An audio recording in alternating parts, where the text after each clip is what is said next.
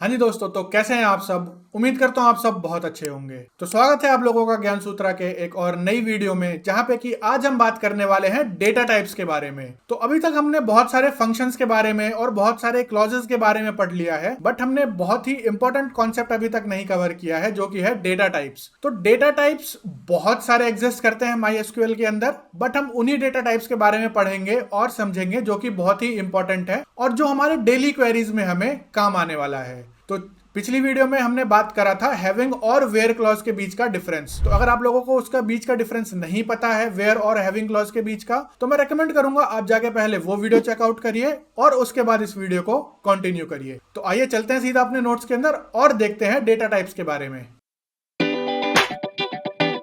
तो अब हम आ गए अपने नोट्स के अंदर और चलिए समझते हैं डेटा टाइप्स के बारे में। Each column in a database table is required to have a name and a data type.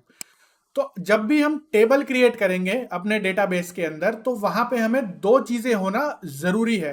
पहला है कॉलम का नाम और दूसरा है कॉलम का डेटा टाइप, यानी कि वो कौन से टाइप के डेटा को जो है वो उस पर्टिकुलर कॉलम में स्टोर करेगा। तो ये दो चीजें हमें बताना डेटाबेस सर्वर को बहुत ही जरूरी है। As an SQL developer you must decide what type of data will be stored in each column while creating a table. यानी कि टेबल क्रिएट करने से पहले ही आपको उसके स्कीमा के बारे में और टेबल उस पर्टिकुलर कॉलम के डेटा टाइप के बारे में आइडिया रहना चाहिए। MySQL provides a variety of data type two store different kind of values. तो MySQL जो है वो अलग अलग वैरायटी के डेटा टाइप्स या फिर अलग अलग एक ही डेटा टाइप के बहुत अलग अलग ऑप्शन हमें देता है। Choosing appropriate data type ensures optimal storage and performance. तो अगर हम सही डेटा टाइप को चूज करेंगे तो हम एक अच्छे से डेटा को हम बहुत ही ऑप्टिमली, यानी कि बहुत ही अच्छे तरीके से स्टोर कर पाएंगे और हमारा परफॉर्मेंस भी जो है वो काफी अच्छा रहेगा। तो जो डेटा टाइप की मेजर तीन कैटेगरीज होती हैं, पहला होता है न्यूमेरिक डेटा टाइप, दूसरा होता है डेट टाइम डेटा टाइप और तीसरा होता है स्ट्रिंग डेटा टाइप। तो हमारा न्यूमेरिक डेटा टाइप के अंदर भी बहुत सारे डेटा टाइप जो है वो एग्जिस्ट करते हैं। इसको हम प्रैक्टिकली समझेंगे वन बाय वन। सिमिलरली हमारे डेट टाइम डेटा टाइप में और स्ट्रिंग डेटा टाइप में भी बहुत अलग अलग तरीके के डेटा टाइप्स जो एग्जिस्ट करते हैं। चलिए चलते हैं MySQL वर्कबेंच पे इन डेटा टाइप्स को प्रैक्टिकली समझने। तो अब हम आ गए अपने MySQL वर्कबेंच पे और चलिए डेटा टाइप्स के बारे में प्रैक्टिकली समझ लेते हैं। तो जैसा कि हमने बात किया था कि जब भी हमें टेबल क्रिएट करना होगा तो हमें कॉलम का नाम और कॉलम का डेटा टाइप देना पड़ेगा। तो चलिए एक डेमो टेबल क्रिएट कर लेते हैं, क्रिएट टेबल। इसका मैं नाम दे देता हूं डेमो। अब इसके अंदर हम कॉलम नेम दे देते हैं। तो कॉलम का नाम हम दे देते हैं, लेट से पहला मैं दे देता हूं वेरी स्मॉल वैल्यूज, ताकि हमें चीज क्लियर भी रहे। Very small values. और इसका जो मैं डेटा टाइप है वो मैं दे दूंगा टाइनी इंट। ठीक है। फिर मैं दे देता हूं स्मॉल वैल्यूज, स्मॉल वैल्यूज। और इसका मैं डेटा टाइप दे देता हूं इंट। और फिर मैं दे देता हूं बिग वैल्यूज, कॉलम का नाम। और इसका जो डेटा टाइप है वो दे देता हूं मैं big int.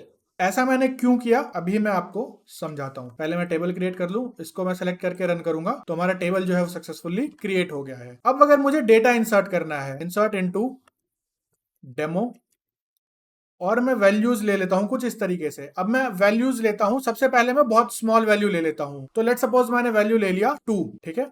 Very small value में मैंने डाल दिया 2। अब स्मॉल वैल्यूज में मैं डाल देता हूं लेट से 563। और बिग वैल्यूज में मैं कुछ रैंडमली बहुत बड़ा वैल्यू डाल देता हूं। और अब अगर मैं इसको रन करने जाऊंगा तो ये मेरा सक्सेसफुली रन हो गया है। अगर मैं सेलेक्ट स्टार फ्रॉम डेमो करूंगा तो आप देखेंगे यहां पे मेरे वैल्यूज जो है वो इंसर्ट हो गया है। बट क्या हो अगर मैं वेरी स्मॉल वैल्यू कॉलम में थोड़ी बड़ी वैल्यू डालने जाऊं, जैसे 2645। और अब अगर मैं इसको अगर सेलेक्ट करके रन करूंगा तो यहां हमें एक एरर आ जाता है। और एरर क्या आता है? Out of range value for column very small values. यानी कि जो मेरा टाइनी इंट डेटा टाइप है वो इतनी बड़ी वैल्यू हैंडल कर ही नहीं सकता। तो वो कितनी बड़ी वैल्यूज को हैंडल कर सकता है, उसके लिए मैंने नोट्स के अंदर एक टेबल बनाया हुआ है, उसको आप यहां से रेफरेंस ले सकते हैं। तो जो मेरा टाइनी इंट डेटा टाइप है उसका जो स्टोरेज है वो सिर्फ और सिर्फ 1 बाइट का है। अगर हम साइंड रेंज का यूज करेंगे, यानी कि हम पॉजिटिव और नेगेटिव दोनों वैल्यूज असाइन कर पाए अपने कॉलम के अंदर, तो वो नेगेटिव ऑफ 128 से लेके पॉजिटिव ऑफ 127 तक ही स्टोर कर पाएगा। और अगर हम अनसाइंड लेंगे तो 0 से लेके 225 तक ही स्टोर कर पाएगा। तो इसीलिए अगर यहाँ पे मैंने अगर 2645 यहाँ पर वैल्यू दी तो उसने आउट ऑफ रेंज एरर दे दिया। सिमिलरली स्मॉल इंट में हम इन वैल्यूज तक स्टोर कर सकते हैं, मीडियम इंट के लिए हम इतना यूज कर सकते हैं, और ये सारा जो टेबल है मैंने क्रिएट किया हुआ है आप लोगों के रेफरेंस के लिए। इसके बाद आ जाता है हमारा फ्लोटिंग पॉइंट नंबर। तो फ्लोटिंग पॉइंट के लिए भी हम एक नया टेबल क्रिएट कर लेते हैं। Let's say create table floating number, ठीक है। और यहाँ पे मैं फिर से ले लेता हूँ कॉलम वन को मैं दे देता हूँ जो डेटा टाइप है वो फ्लोट, और कॉलम 2 को मैं डेटा टाइप दे देता हूँ डबल। अब मैंने फ्लोट और डबल क्यों किया, अब मैं इसको सेलेक्ट करके रन करूंगा, मेरा टेबल क्रिएट हो गया है। अब मैं इसमें वैल्यूज को इंसर्ट करता हूं, इंसर्ट इनटू फ्लोटिंग नम टेबल वैल्यूज। अब फ्लोटिंग पॉइंट नंबर क्या होता है, जो कि डेसिमल वैल्यूज होते हैं। तो लेट से मैंने इसमें स्टोर कर दिया 1243 पॉइंट समथिंग, और डबल में भी मैंने कुछ वैल्यूज को इंसर्ट कर दिया कुछ इस तरीके से।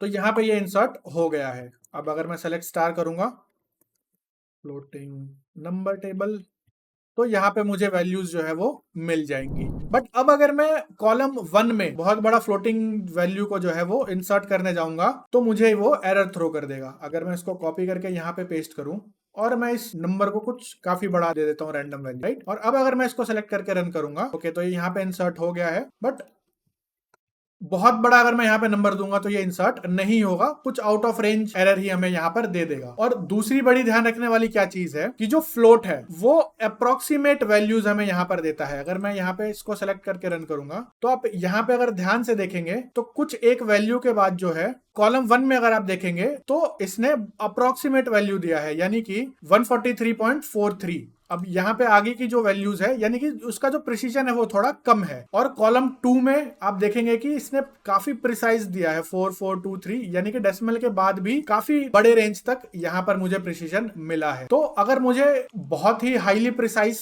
नंबर स्टोर करने हैं, लेट्स से अगर मेरा कोई ऐसा क्वांटम कंप्यूटिंग का कुछ प्रोजेक्ट है या कुछ है जहां पे मुझे बहुत ज्यादा प्रिसाइज नंबर को स्टोर करना है, तो वहां पे मैं डबल के लिए जाऊंगा instead of float data type. अगर कुछ ऐसा है जैसे मुझे वेट स्टोर करना है या किसी हाइट स्टोर करना है तो वहां पे मैं फ्लोटिंग डेटा टाइप के साथ भी जा सकता हूं। सिमिलरली हमारे डेट टाइम डेटा टाइप में भी बहुत अलग अलग तरीके के डेट टाइम डेटा टाइप्स है, उनके बारे में हम ऑलरेडी बात कर चुके हैं। तो मैं सीधा नोट्स के अंदर आ जाता हूं अपने। तो डेट टाइम डेटा टाइप में हमारे कौन कौन से डेटा टाइप है, हमारा डेट है, डेट टाइम है। तो डेट सिर्फ और सिर्फ डेट वैल्यूज को हमें शो करता है। Date time combination of date और टाइम दोनों को शो करेगा। टाइम स्टैंप मेरा क्या शो करता है, टाइम स्टैंप जो मेरा ग्रीनविच मीन टाइम है उसको शो करेगा कि करंट में ग्रीनविच मीन टाइम में क्या टाइम हो रहा है। और डेट टाइम क्या शो करेगा, जो भी मेरे सर्वर पे डेट या फिर टाइम हो रहा है उसको शो करेगा। टाइम मुझे सिर्फ उस पर्टिकुलर पीरियड का टाइम देगा। सिमिलरली ईयर जो है वो मुझे सिर्फ और सिर्फ ईयर वैल्यू देगा। तो इसका मैंने एक डेमो आप लोगों के लिए यहाँ पे दिया हुआ है नोट्स के अंदर, आप यहाँ से रेफरेंस करके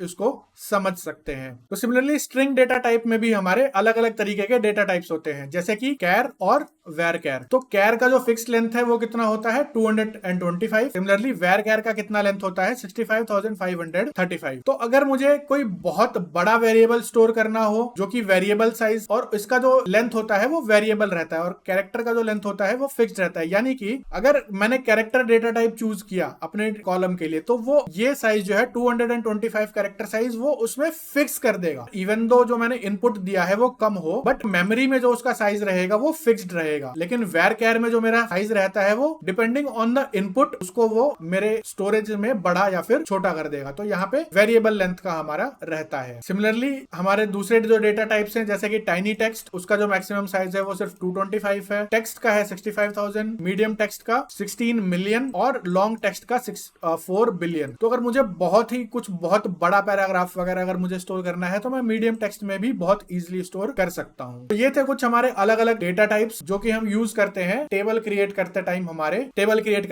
हमारे एसक्यूएल क्वेरीज में। तो उम्मीद करता हूं आप लोगों को इस वीडियो से कुछ ना कुछ सीखने को मिला। तो मिलते हैं अगले वीडियो में, तब तक के लिए पढ़ते रहिए और एकदम मस्त रहिए।